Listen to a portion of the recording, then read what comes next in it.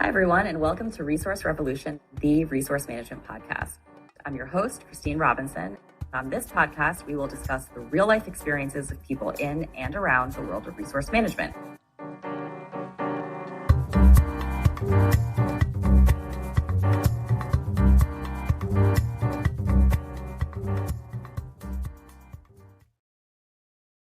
Our guest today is Kelly Deignan, Associate Director, Global Executive Management at EY. Kelly is a transformational leader who has been with EY since 2012. Her career has spanned resource management, global account management, and now global executive management, where she helps drive strategic initiatives to enhance the effectiveness of EY's 400,000 strong workforce.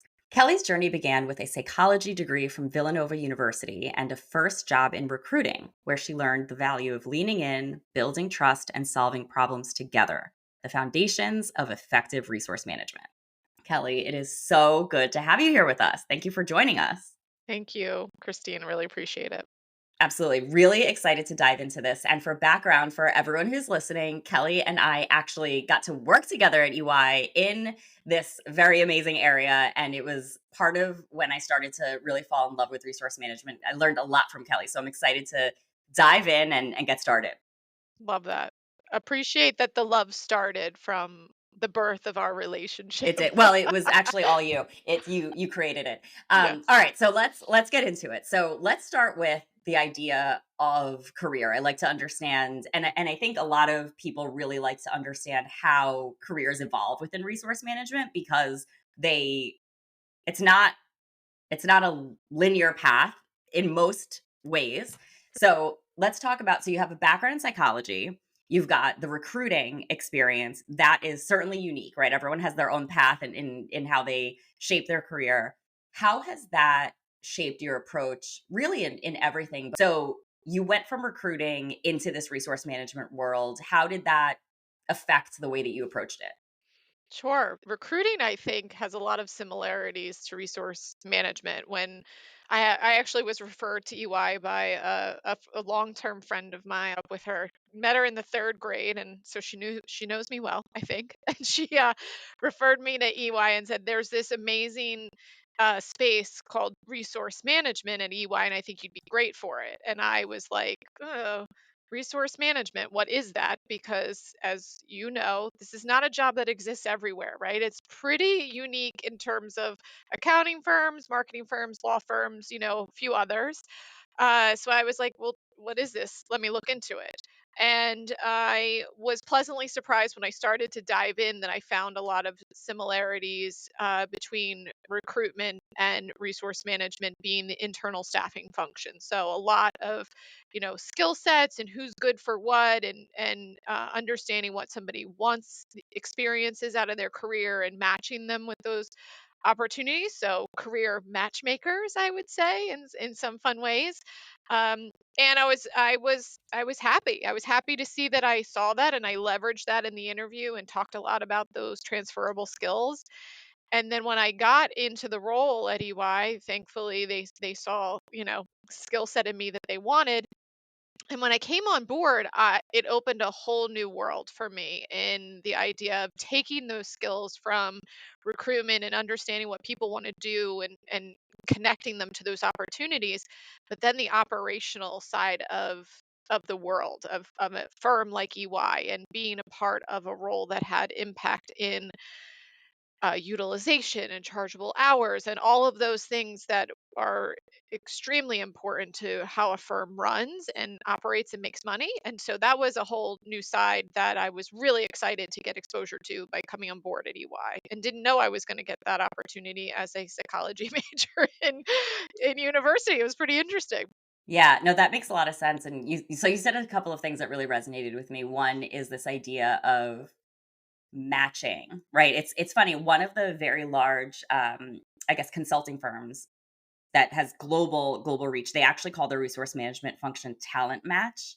That is, and it makes so much sense, right? And so that's really interesting. And speaking of that, just to give everyone a sense, resource management, as Kelly described, is not something that exists everywhere, and it's so the maturity level of resource management, especially in the public accounting space, varies dramatically, right? At EY, as you can imagine, it's much more mature, it's much more fully developed, it's existed for a long time. But what's interesting to me is as I started connecting with different people who are either in the field, in this profession, or maybe are a partner, maybe they're an audit partner and they're starting to realize, hey, we need to get better at this. They call it all different things, right? It's been called lots of different things, but that's not what it's called at EY, is it?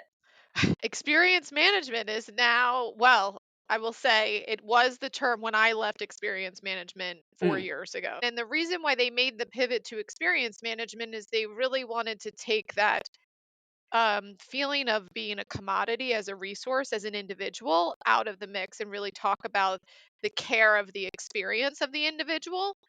I will say I'm hearing rumblings that maybe they're pivoting back to resource management because the nomenclature is just so much more well known out there in the world.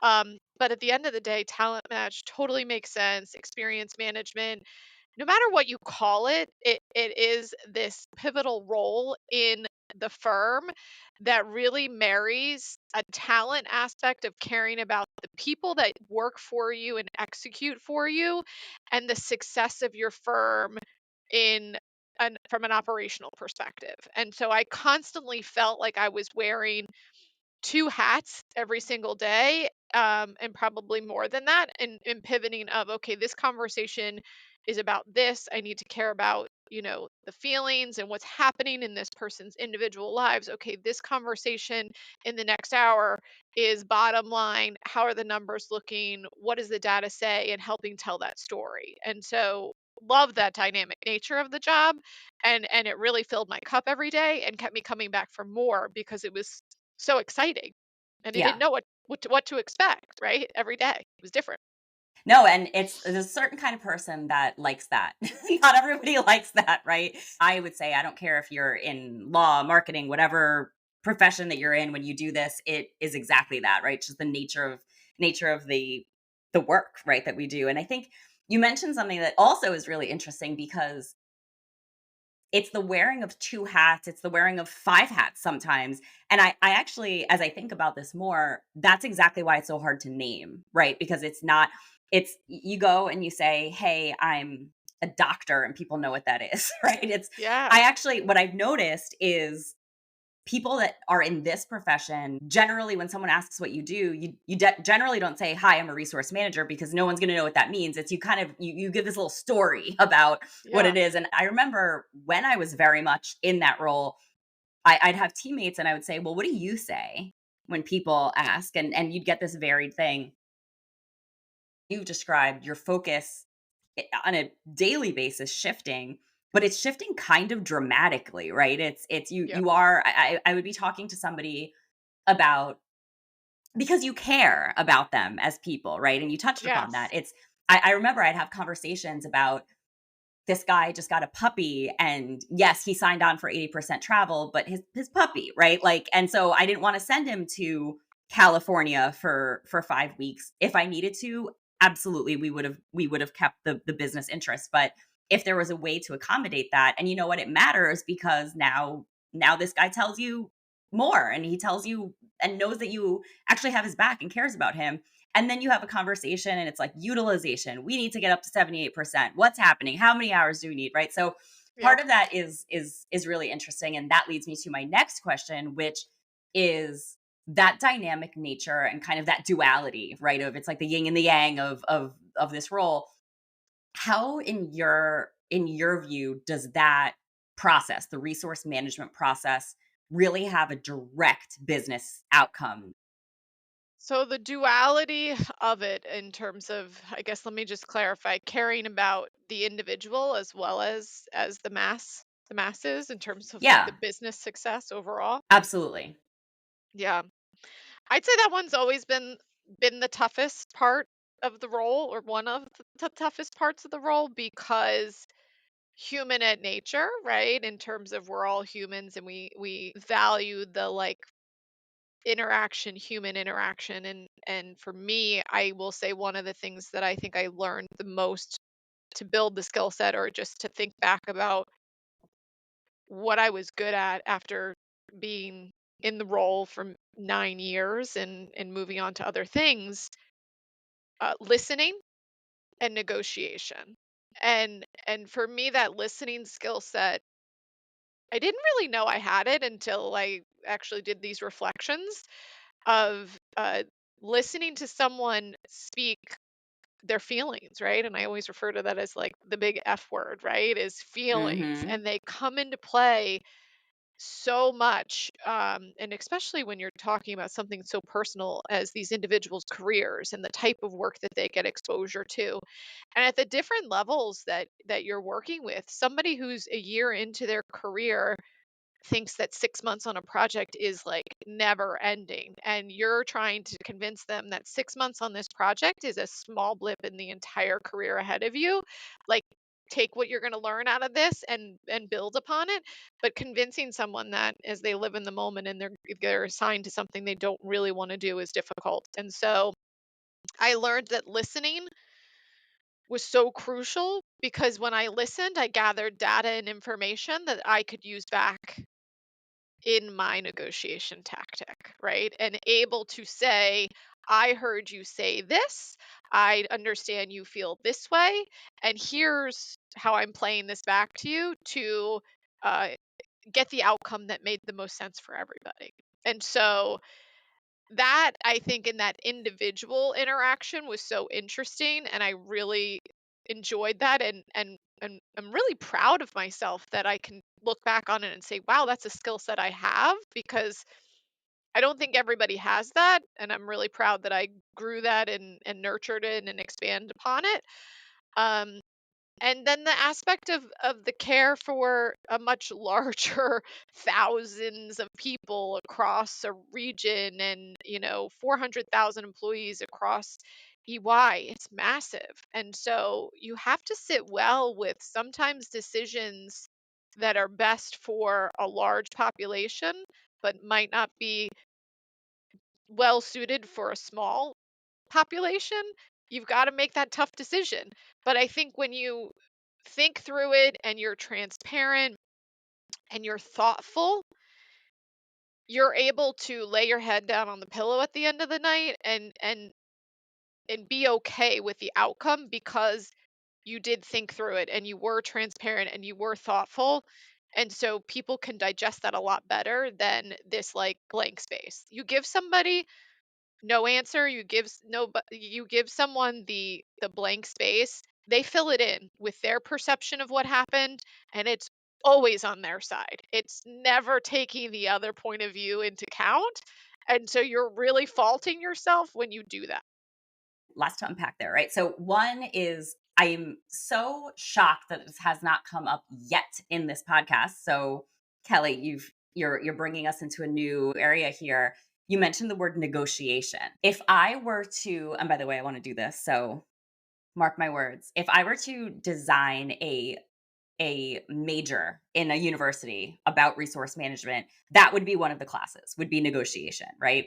Now, I believe that given kind of going back to that idea of the very just enormous spectrum of maturity of resource management, my belief is that in less mature resource management processes, which is not about how good the resource manager is or how smart the person is that's running it, it's just about it takes a while to develop, right? It takes a while to grow it.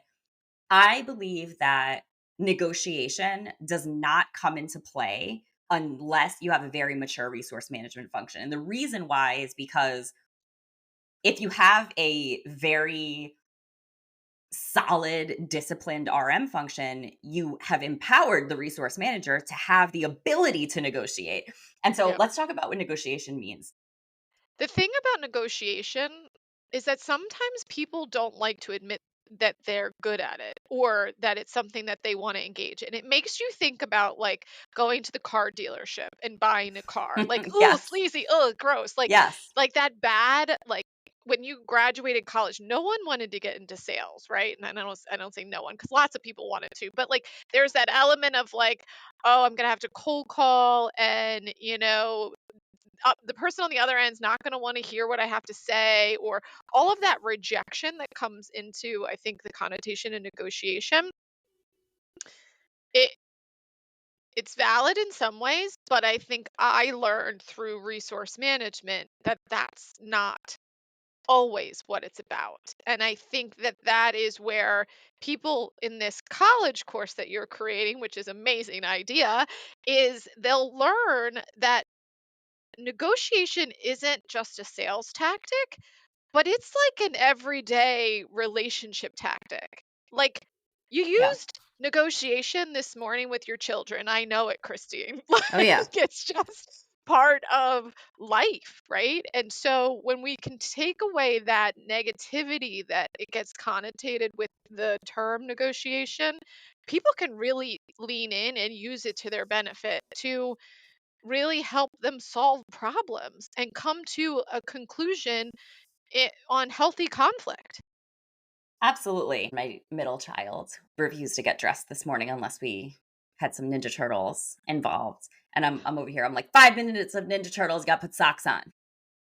Let's talk about these two ideas of sales and negotiation because 50%, I would say, of our listeners are still in that phase where they're trying to build the resource management process, right? They're trying to explain still to many parts of their organization what it is and why it's important and why they should listen to them and why Yep. they should have these metrics and all of this. And so, to be very, very clear, what Kelly and I mean when we say negotiation is to break it down. And there's many, many examples, but it's, let's say, in an advisory world, and you've been through this, I don't know how many hundreds of thousands of times. Very rarely does a need come up that you have the exact availability, level, skill set, location that this, let's say, partner is asking for. If it does, I mean, that's amazing, but it happens maybe once in every 100, right? Mark, And so, yeah, have a celebration. yeah, yeah, Do yeah. you? Crack, pop that bottle of champagne, right? So it's there is a level of when the resource manager is empowered enough to have the conversation. And so for those of you that are in that stage where you're like, this is hard. I hope this gives you hope. There is a light at the end of the tunnel where you will have a voice and they will listen. But it's sort of this self-fulfilling prophecy where when you have the ability to have that conversation, you have to deliver, right? And then you have the opportunity to have the conversation so that you can deliver, right? So what I mean by this is partner comes to you and says, I need someone with with Cecil experience so that they can go out there, and I need them in California. I need them on Tuesday and they need to have this and they need to be a senior and da da da.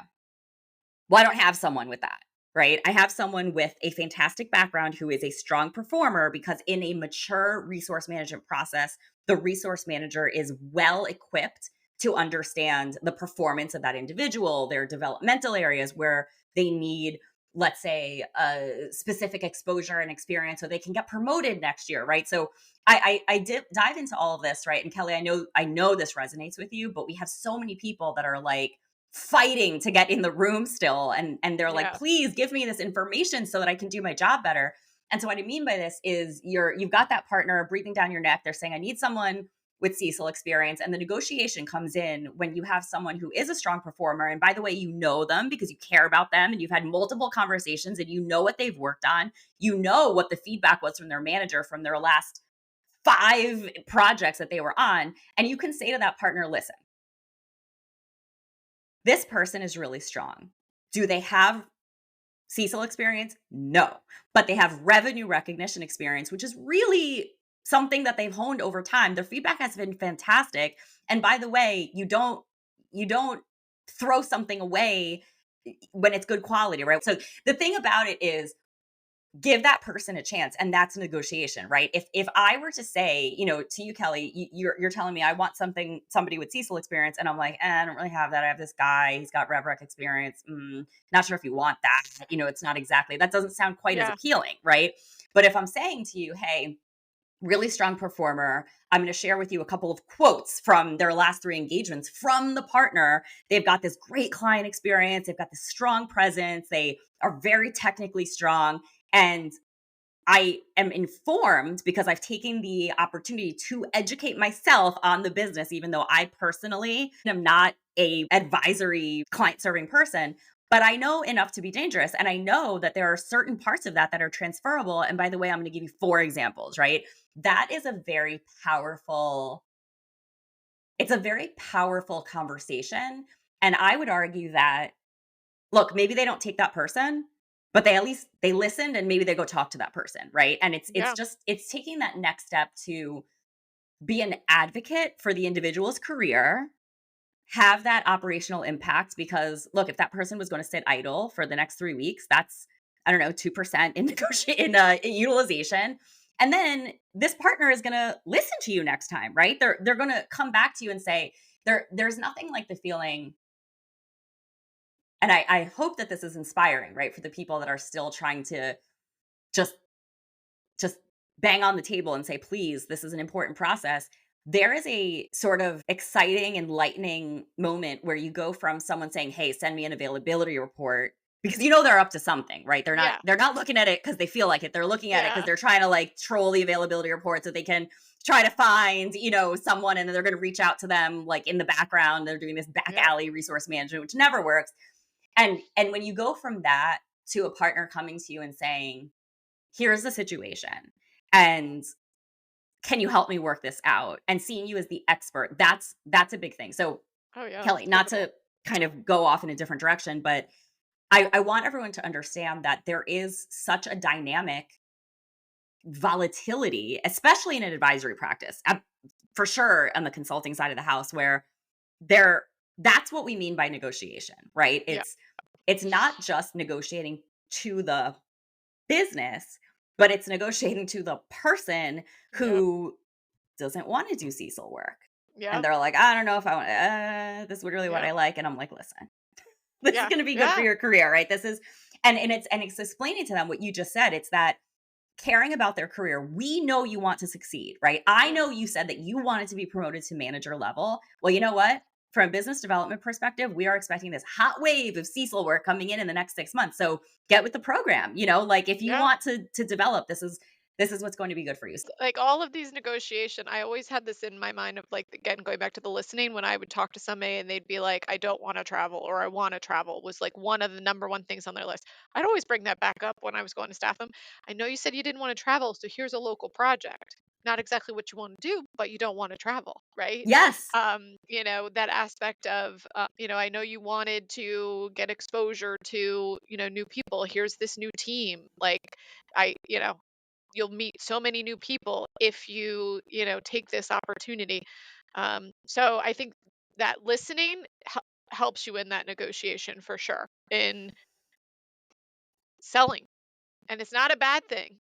It just gets you to the right outcome for everyone, so everyone walks away feeling like they won. Oh my gosh, this isn't the work they want to do, but you know what, Kelly really listened and she's putting me in at home because I need to be at home because my mom's going through something and Yes. I just want to be close. Yes. I could go on talking about this for hours. I think we should do a maybe there'll be an encore. This is something that they don't teach you. No, they don't. And I don't. And I think that that is the aspect of when I sometimes people I look back on like, okay, how did you get good at negotiation? And it's like not that one moment where I was like, oh, this was turned on and all of a sudden I knew I was doing it. It just happened because that's what I needed to do to, for lack of better words, survive, right? Or be Yes. successful. You're right. That's exactly right. I would also venture to say that it's how you do your job well on the one side if you're in this role. But by the way, I got a very high level of job satisfaction out of doing that. That's what Yeah. made it. I've always said that the same things that make this job very challenging are the same things that make it very rewarding, right? I mean, I would walk away feeling pretty good about myself, Yeah. after. When you won the negotiation and you Yeah. got the outcome that you needed, No, yes. absolutely.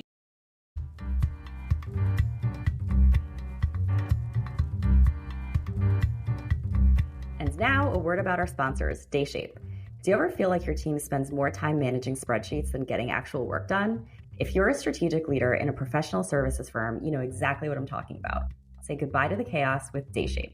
Dayshape is an AI-powered platform that takes the stress out of resource management. Imagine scheduling, planning, and staffing all being handled in one smart system that actually understands your business. Sounds too good to be true? Believe me, I dreamt of having this type of technology when I was a resource management leader. It's like having a superpower for your firm, boosting productivity, profitability, and even employee happiness. Plus, it seamlessly integrates with your existing tools, so there's zero disruption. Do you want to see the magic in action? Check out dayshape.com and see how your resource management function can be elevated to a more strategic position. Trust me, your team and your CEO will thank you. Talk to me about the role of resource management and profitability. How does that contribute to the profitability and the business success on the bottom line Yeah. of the firm? I mean, the job wouldn't exist. I know it's still in infancy in a lot of places, but it is the secret sauce, and people have seen that it is to make it happen, right? Um, Maybe at some places it's not seen that way, but definitely in my own experience at EY, it's a respected function and Yes. it's a valued function, and it's a space that leadership takes very seriously, and they value the opinions from, and give resource management a seat at the table in a lot of high level discussions, which is awesome, right? And I think that, like, that right there reiterates the value and the impact that it makes to the profitability of the firm.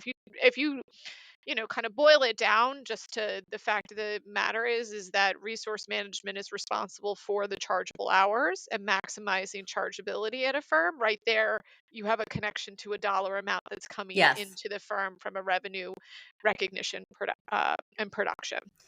So the tie is there. Absolutely. So if you're listening to this, I want you to pause and rewind 15 seconds and listen to that again. So what Kelly and I are not saying is if you want to be respected, you have to leave and go to a big four. What we're saying is take that specific wording that she just said, and that is what you go to the leadership with and you say, right? Because I know that there's people like, oh, they're not listening to me. And they're like, oh, what are you like? You schedule, you're a scheduler. It's like, no, that's not what it is. But I also feel for you guys that are in that situation because I know that sometimes it's really hard to come up with the wording to explain. And it's hard. It's like, no, I don't do just do scheduling. I do da da da da. And it goes back to what Kelly and I were saying. It is, I feel you because it's really hard to explain what we do. It really is. This is why Yeah. we don't have a consistent name for it. You get your hands on some data, right? That is, I think, the Yeah. power behind this role that really will help you move the needle. If you're running up against closed doors, knocking on the door with data in your hands that tells your story, and then you parlay that into a bigger conversation, because let's be honest, it's beyond the data is where we really, a mature resource management function really operates best. Beyond the data, the data is sure how a company directionally turns and thinks about things are good, things are not good, but the story behind that is really, the secret sauce to success in Yeah. how a mature resource management function works. 100%. Let's talk about career path.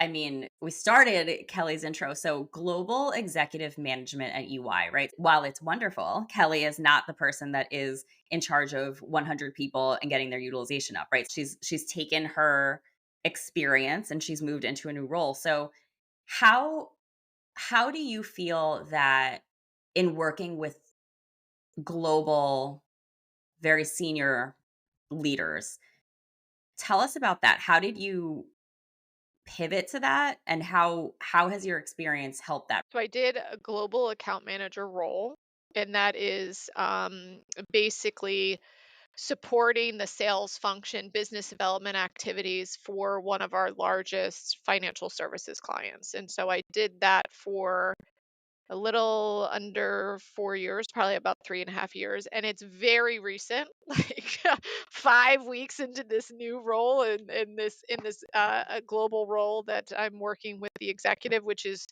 pinch me moment, so exciting. One of these things when you look back and you're like, how did this happen? Because that's often, what people want to hear and know, right?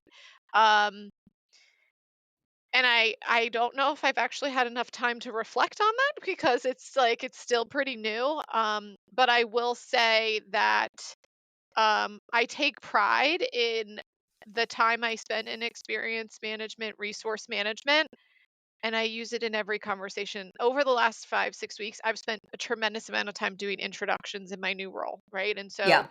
just getting to know the new players, who's who in the zoo, that kind of thing. And all of the conversations, I'm drawing on my time in resource management.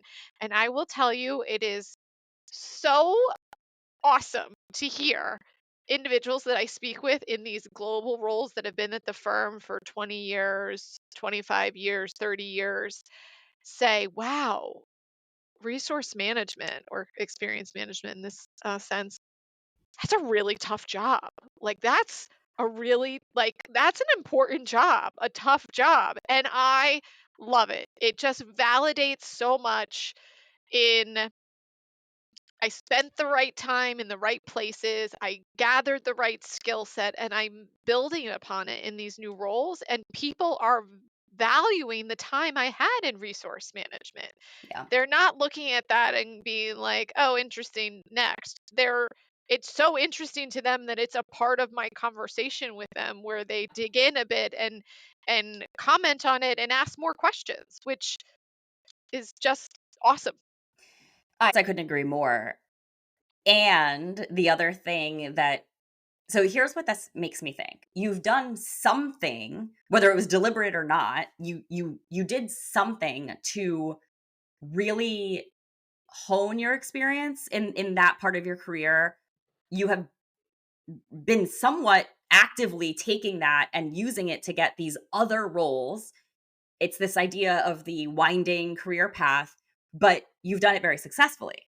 And so one of the things that I hear from both ends, whether that is someone in the resource management function or a leader of a resource management team that's trying to hang on to their team, and Hmm. and it's this, they want to do what they want to know what is going to happen. Or are they going to be in this role forever? We talk a lot about, and not just, you and I say this is the royal we, right? It's this idea of you need to do the right things and get the right tool. What are the things, right? what Yeah. what did you do, whether that was in recruiting or in resource management or whatever, but in that part of your role, what were the things that you really focused on? And then, by the way, the second part is you didn't just get them, you had to, and I think this is a very good thing, be confident enough to say that you had them. I Yes. imagine that this role didn't just land in your lap and they're like, hey, that Kelly, we're gonna we heard about her. It's you did something to be able to appropriately and confidently articulate that you had that skill. So what are the things? So I definitely feel like I'm not a shy person. So I lean in and I make an impact in everything that I do. Or I make it an effort to ensure that I walk away feeling like I made an impact. Every conversation, every meeting. You're not in a meeting just to sit there and be a fly on the wall. If I'm in a meeting, I am adding a valued tidbit, comment, question, thought, something. I am never silent. If I'm silent, people go, Kelly, are you okay? Yeah, are you Like, well? yeah, are you okay? Like, what's happening? That would be my call to action or, a suggestion for you to Yes. think about when you're in these meetings and you're in these conversations. Think about what value you bring to the table and add it. And in some things, maybe we're out of our league, right?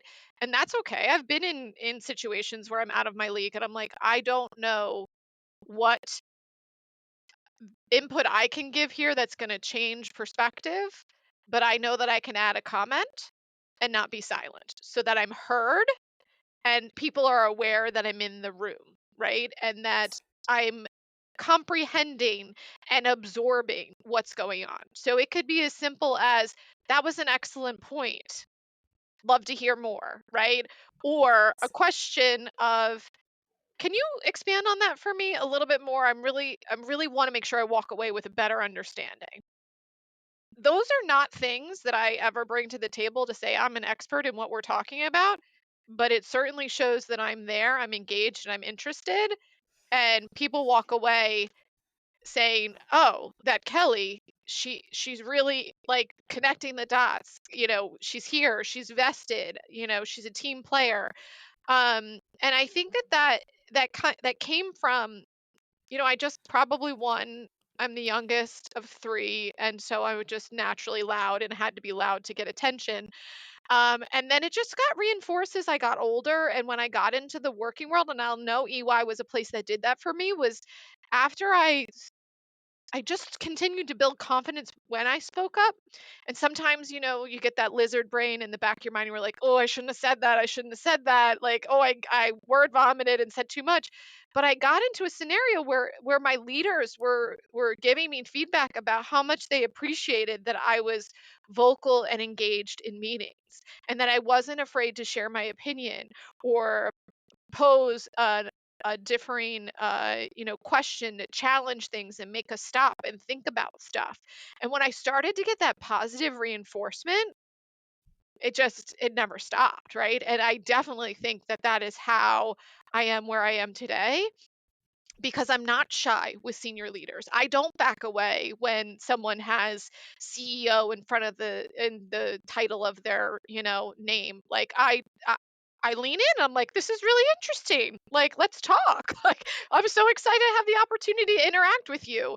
I don't uh second guess, of course, let's say imposter syndrome. I do get it, right, guys, that exists, but I try not to get it. I try to remind myself that that's how you are where you are today. There's a couple of things that Kelly said. You said, be there, be engaged, be interested.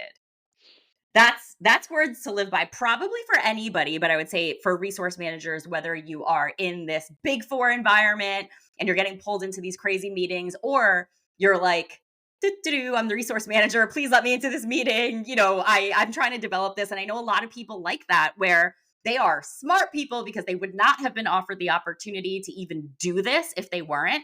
But again, they're not, they didn't go to grad school for resource management. They're trying to figure this out. And so be there, be engaged, be interested. The other thing that I think is so that's more, I would say, the attitude, right? That you described. But Your swagger. the swagger, right? The don't even get me started on the whole executive presence thing, because if you haven't worked on it, you got to work on it. And so much in the resource management space, it's how you present yourself and how you get that respect. You have to be confident, right? Because and here's the thing. The more confident that you are, the more confident you get, the more confident, right? It's this is the second time we've talked about this sort of self-fulfilling prophecy, but the tactical, so you got this philosophy, right? This attitude so again, be there, be engaged, be interested. I love that. But then Kelly gave us some really good practical advice. You're in this meeting, you're in this situation. So the imposter syndrome is going to be there. I mean, I have it bad when people, especially when I do a lot of, whether it's a speaking engagement or I'm a guest and and they always do an intro. And they're like, best-selling author to podcast. And I'm like, who is that? Like, I'm like, did I, like, I have to, I'm like, who is that woman? Right. So, but the point is, I get that. Kelly, everybody gets it. You're not going to get rid of that, but it's pushed through that, right? Have that confidence and have that level of, as Kelly said, swagger. But the very practical advice was, you're in this meeting, you're on a call, you have been invited, right? Or maybe you've pushed your way in, which is good too, by the way, you should do that. But it's contribute. So it's like the first part of it's like what is that called? The kind of this tiered approach, right? So at best, contribute. At best, have a perspective, right? Have something that you can say to be additive. The next one is, you can't contribute, you're not informed enough. Cool, that's fine. Comment, right? Give some sort of comment, show that you're there, right? And be the person that is confident enough to say, that was a really good point. That is really interesting. Oh, I see what you mean. I've seen that happen. And it could be, you could be having some hardcore utilization meeting. You could be talking to finance, or you could be talking about there's attrition because of this reason, right? You don't need to be, as Kelly said, you don't need to be the expert, right? You don't need to have a PhD in this area. And then the last one is, ask a question. You don't have anything else to comment on because you have no idea what they're talking about. You actually don't understand it. Don't let that hinder your ability. Don't walk away with your tail between your legs. Oh, I don't know what's happening. I don't belong here. No, ask a question, because what I have found, and by the way, this was, I don't know, when did we work together? 10 years ago. It was a long time.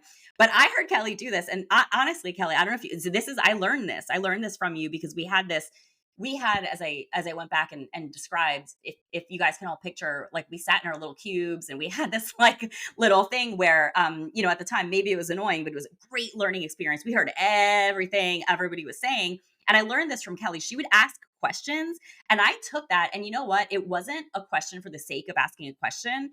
It makes you better when you go to even a really senior leader or even a junior person. Because to be honest with you, I'm not an accountant. So going back to that example, they're talking to me about Cecil, and I'm like, that's an interesting acronym. But I ask, I'm like, what does that mean? Right? They will tell you, because generally speaking, if somebody asks a question about your work, you like explaining it to them, right? Yeah. And like, it would be very, very weird to ask someone a genuine question, imagine in the workplace, and they respond with like, "No, I'm not. I will not tell you. I will not educate you on that." I mean, that's ridiculous, Yeah. right? So Yeah. I think that's something. And then the other thing, just to kind of spin what you said in a different kind of packaging, you said something about being excited, right? You talked about there's someone with a really interesting title, and you respond to that in, I think, a very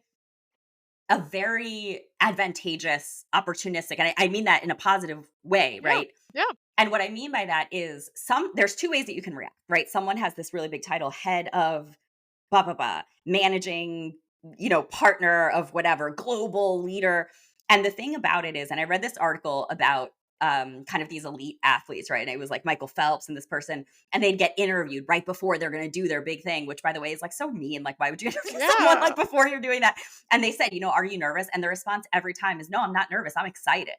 I'm excited, right? So I would venture to say it's the same feeling. Like, when Yeah. when you're feeling nervous, it's kind of like you can choose to call that nervousness, or you can Yeah. choose to name that as excitement. That's what I just heard you say. So lots of good nuggets in there. So rapid fire recap. This is how we end all of our episodes. So Kelly, what is the best piece of career advice that you have ever received? Give yourself grace, and I'm really embracing that right now as I change jobs, because I want to hit it out of the park like day one every day. I want to make an impact. I want to feel impactful. And when you're especially when you're starting something new, you have to give yourself the grace to, like, slowly emerge from the cocoon, right? And I think that, like, this might be some of this for, like, some of these early resource management teams that are trying to really just move the needle. Give yourself grace. Go after it hard, do what you can do, but, like, don't beat yourself up about it. Like, it'll get there, and give yourself grace. Kelly with the one-liners today. All right, second question. Would you be willing to share a mistake? And it could be from early in your career, it could be from Yes. yesterday, and what it taught you. Early in my career, it's very, like, one of those foundational, like, I learned from it and I won't make this mistake again, and this is fitting for resource management. So one of my first projects, I was looking to staff in resource management very early on. The partner came, and I don't even remember what I was staffing, right? That doesn't even matter. It was how it happened. Comes into the bullpen. We called it the bullpen. It was like the U of us, sitting together, and showed up at my desk, senior partner within the practice, and was like, we need to solve this. And I was like, got my availability board out, and I was like, I don't know how we're going to do this. I don't see anything. And I came at it with a very, like, I don't know, I don't think I can help you, very, like, negative aspect. And it got a little contentious. I could tell that this partner was getting fired up. This has to get solved. You need to help me out. Like, this is your problem. You better do your job. And slowly but surely, working through it, I realized when we got to the end, because it all ends in a positive story, guys, that literally this partner just needed to hear it was going to be okay, and that I had their back, and that Yeah. I was going to help them solve the problem. And if I had come at it from that angle from the start, this partner would have walked away and it felt good. But instead, it was a very contentious 45-minute, like, kind of like, oh crap, how am I getting out of this moment? Because I came at it with a, well, I don't know, instead of a, you're my client, I'm going to solve this for you. No worries. We will come up with a good Yeah. solution, because I know it's important. Because it's Yeah. important to you, it's important to me. This person became one of the biggest advocates at the firm. He since has retired, but let me tell you, somebody have called multiple times about, shaping my career and should I do this or should I do that.